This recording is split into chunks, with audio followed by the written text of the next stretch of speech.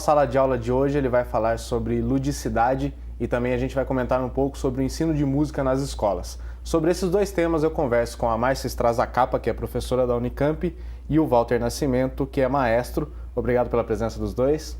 Obrigada. Começo perguntando, Márcia, o que é a ludicidade?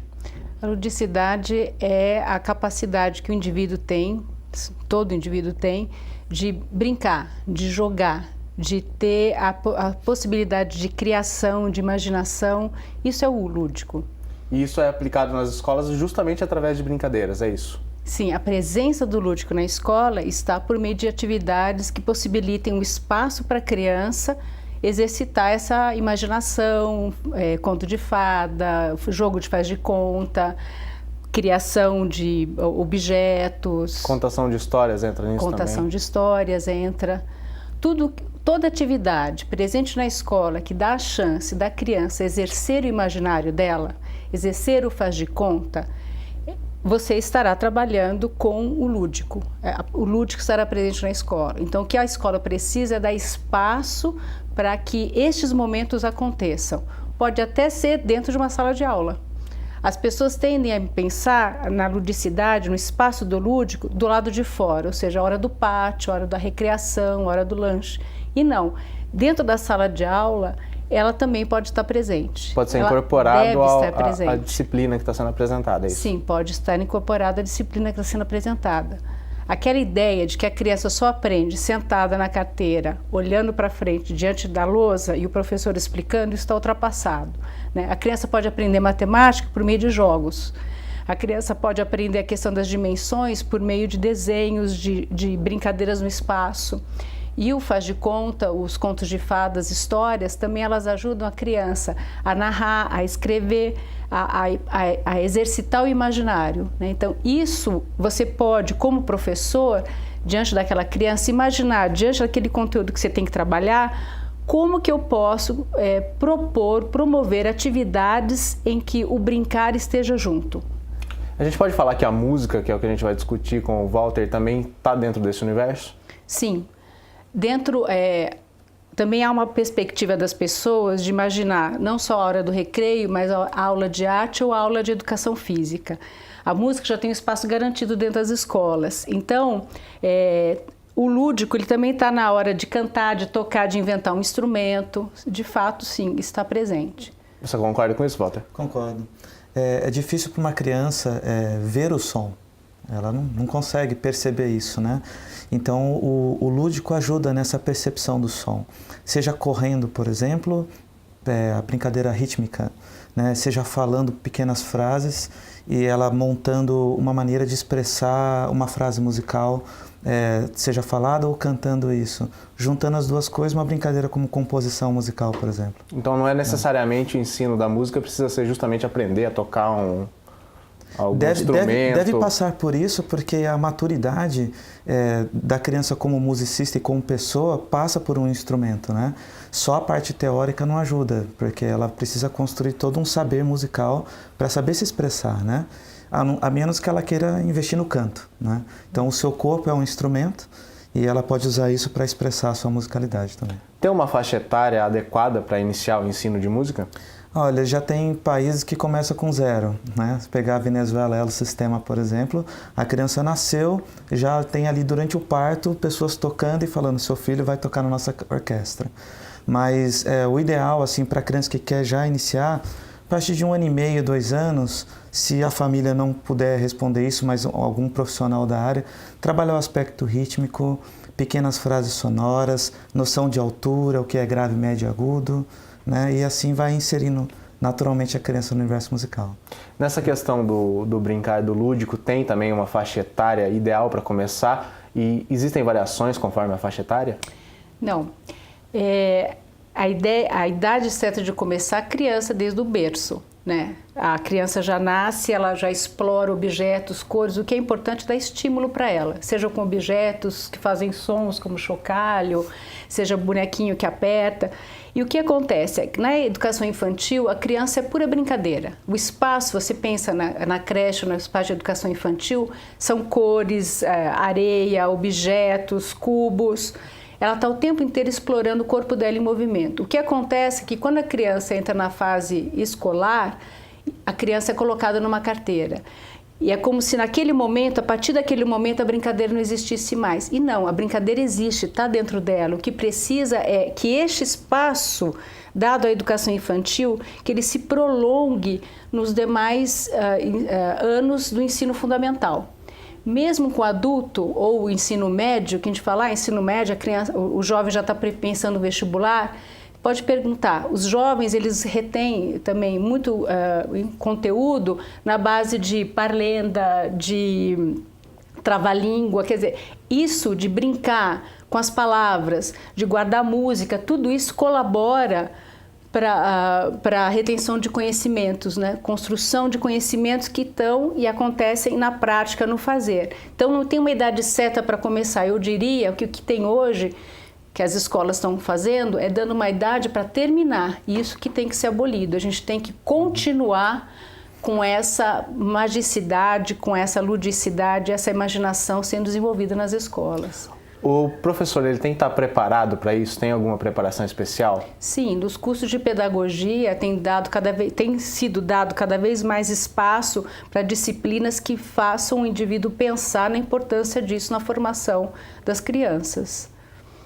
E na música, Walter, tem que ser um profissional formado em música para lecionar música nas escolas ou um professor com alguma especialização, um curso consegue fazer isso? Eu acho que depende do objetivo, né? do local, da escola.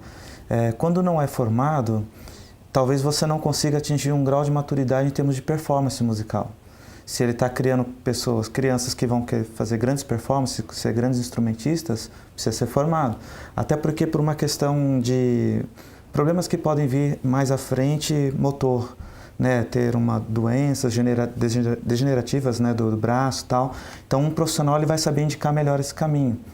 Mas quando não é isso, o objetivo é outro, uma pessoa sabendo na área de educação, né, tendo uma visão musical, ela vai ajudar bastante. Ela já consegue ali colocar o aluno no caminho da música e deixar a aula um pouco mais interessante. Até as outras aulas acabam influenciando um pouco, né? Influencia, até porque assim, a educação musical, ela ajuda na questão da concentração, né? Desde que haja um incentivo do profissional para isso, porque se eu ensinar matemática de uma maneira desinteressante, a concentração também não vai ser desenvolvida, né? Mas explicar o porquê de cada coisa, do processo, aonde você quer chegar. Para isso, o profissional não pode ser uma coisa aleatória, assim, né? O que nós vamos fazer hoje? Não, ele já pensa antes, ele tem objetivos para alcançar e leva essa criança para esse objetivo, né? Tá jóia, então. A gente volta daqui a pouco com a Sala de Aula, que hoje fala sobre ludicidade e também o ensino de música nas escolas.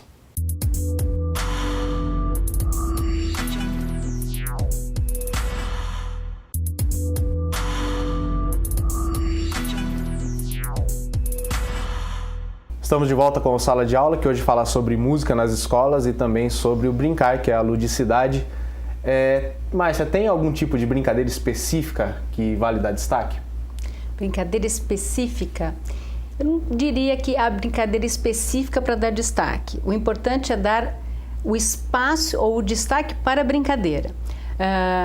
Vou dar um exemplo bem concreto que acontece na escola, dia de chuva. Todo professor que está aí me ouvindo deve saber o que é ter 30 crianças numa sala de aula em dia de chuva, ou seja, que a criança não tem a oportunidade de ir para o parque, né, de ir para o pátio.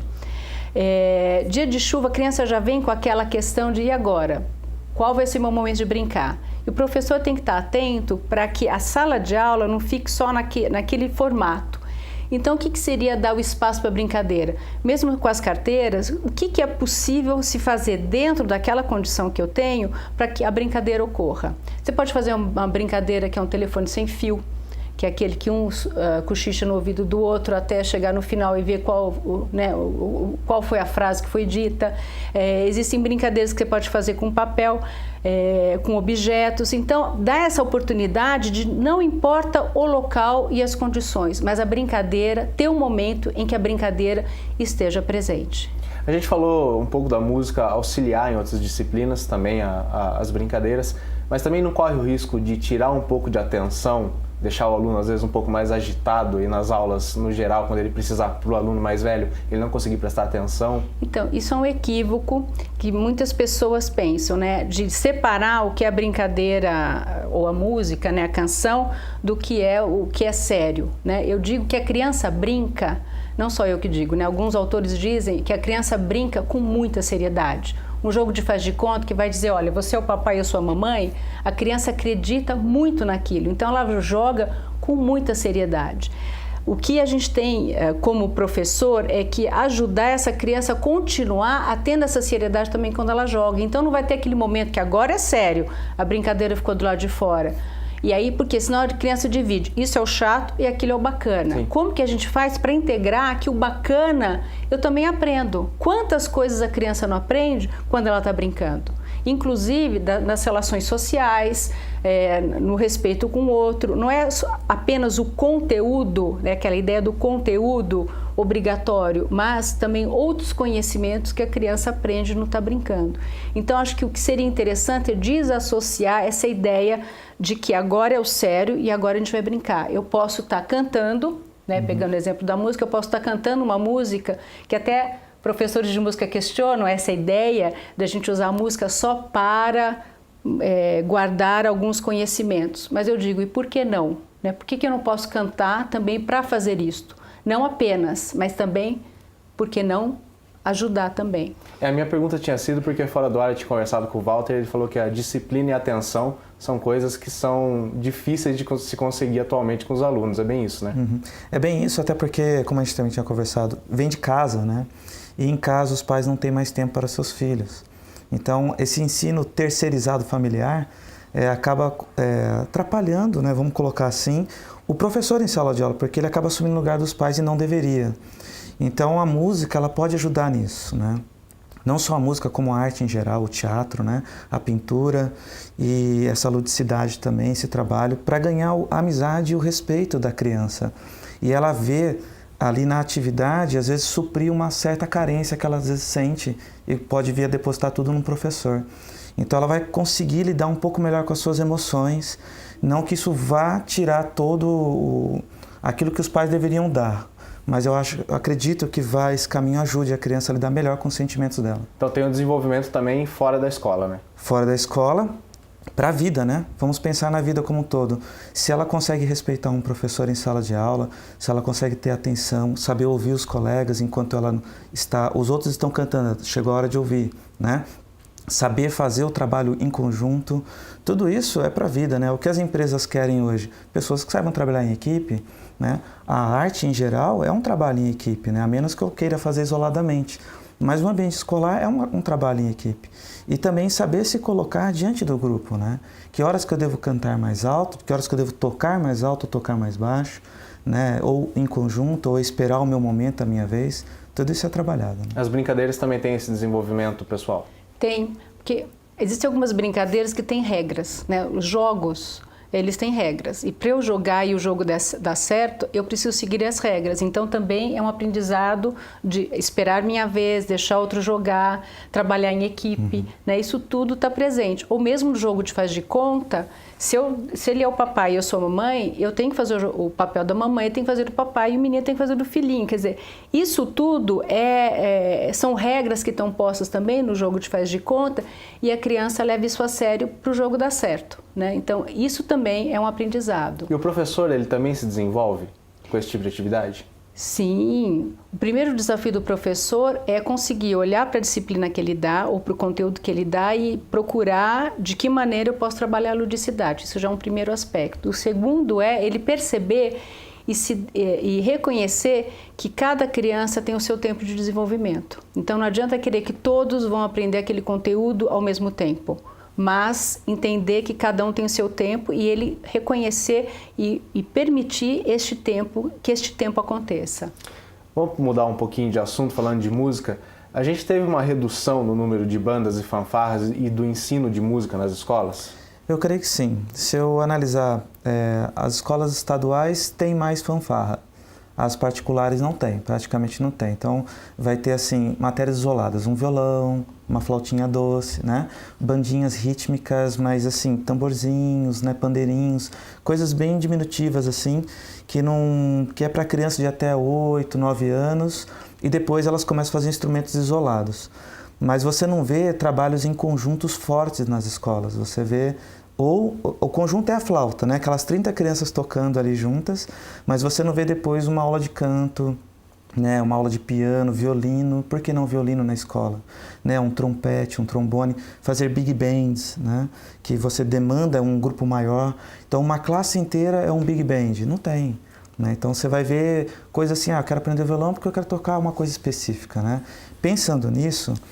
até conversei com uma pedagoga da própria escola que eu trabalhava na época e ela pediu para eu não ensinar mais música. Eu falei, mas eu não estou entendendo, você me contratou para ensinar. Ela falou, porque se você ensina muito, os pais reclamam que os filhos não têm tempo para estudar as outras matérias que são mais importantes do que música.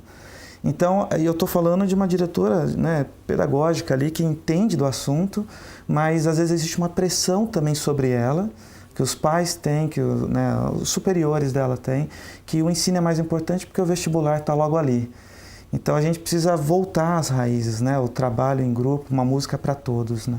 Existe também essa pressão em relação às brincadeiras? Sim. Há essa pressão, inclusive, quando os professores, os pais percebem, aquela santa pergunta, oi filho, como é que foi de escola, o que você fez hoje? Hoje a gente não teve aula, a gente brincou, porque no conceito da criança, aquela aula que foi diferente, foi uma brincadeira. E vira e mexe, principalmente em escolas particulares, o pai chega na escola e diz, que história é essa, meu filho não está tendo aula. Né? Então também há uma necessidade de uma educação dos pais para perceberem que às vezes a brincadeira é um recurso, ou o jogo é um recurso, também para estar sendo trabalhado alguns conteúdos, né? Tá, já. A gente volta daqui a pouco. O tema de hoje aqui do Sala de Aula é as brincadeiras, a ludicidade nas escolas e também o ensino de música.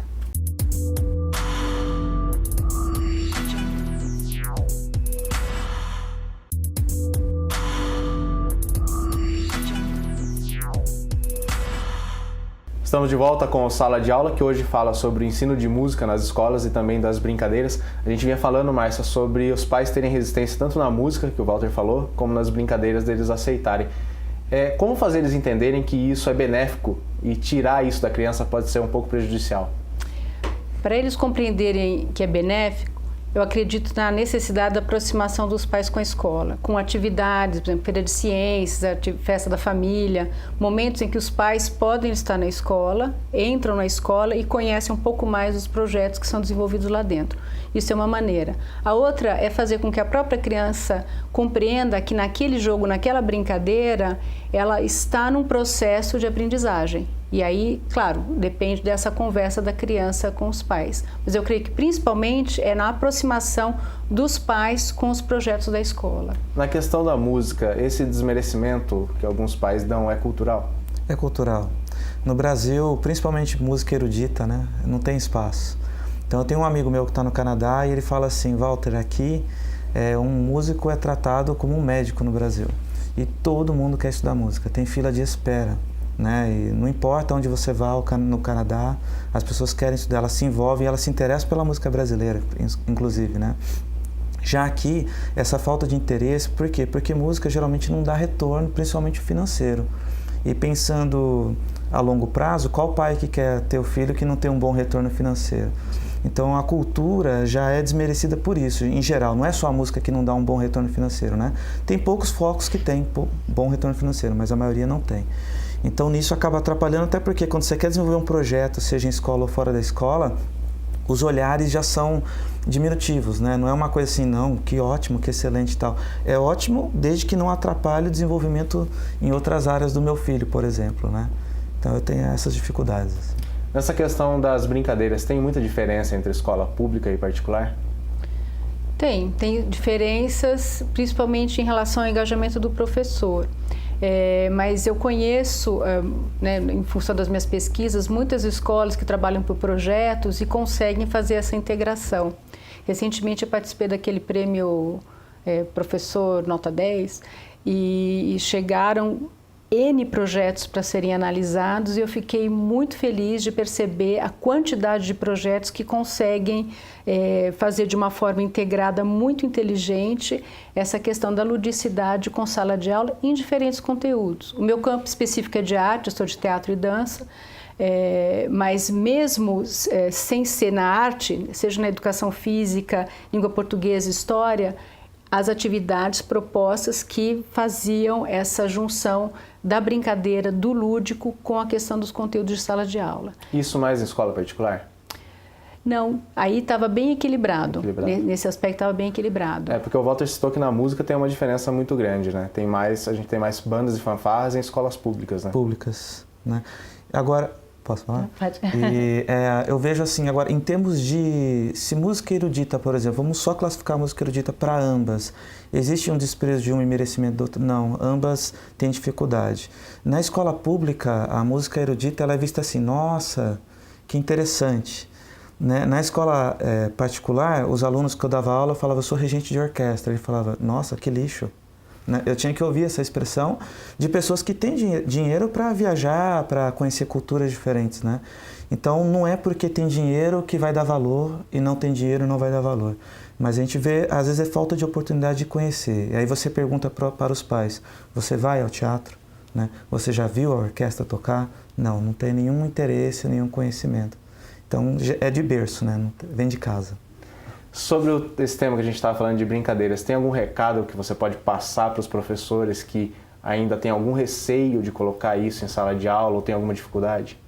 Vou dizer justamente que experimentem, né? Ousem pensar um jogo, uma brincadeira, alguma proposta para trazer na sua sala de aula e sem dúvida ele vai ver como resultado quanto que os alunos vão curtir, vão gostar e vão ter um comportamento diferenciado dentro da sua sala. Além da formação em pedagogia, existem cursos especializados para isso? Não. Curso especializado para trabalhar a ludicidade, às vezes tem algumas especializações específicas no campo da educação física, principalmente da educação física pensada para a educação infantil. Mas um curso que se trabalhe a ludicidade específico, não. E você não acha que falta isso? Talvez falte na formação de pedagogia ter mais disciplinas que ampliem essa discussão. Na Unicamp, por exemplo, eu sou responsável por uma disciplina que trabalha isso, mas é uma obrigatória e uma eletiva, apenas num curso de 4 anos. Então é uma coisa que tem que ser trabalhada em âmbito federal. Em âmbito federal. Eu acabei de abrir agora, por demanda dos alunos, um curso de especialização, ou seja, para quem já é graduado, especialização, justamente para se chama Corpo e Criatividade, tentando ampliar para o professor essa ideia de como trabalhar propostas em sala de aula dentro do seu conteúdo para que ele possa desenvolver jogos, brincadeiras, principalmente com o corpo. Porque uma das questões que eu acho hoje para uma geração que é totalmente no celular e que não comunica com o outro, a ideia é como propor atividades em que a criança ponha este corpo mais em movimento. E no seu caso, acho que o recado é para os pais, né? Sim, por favor, estudem música. Não tem idade para começar. Eu estou começando novos instrumentos agora aos 40, estudo desde os 5 anos.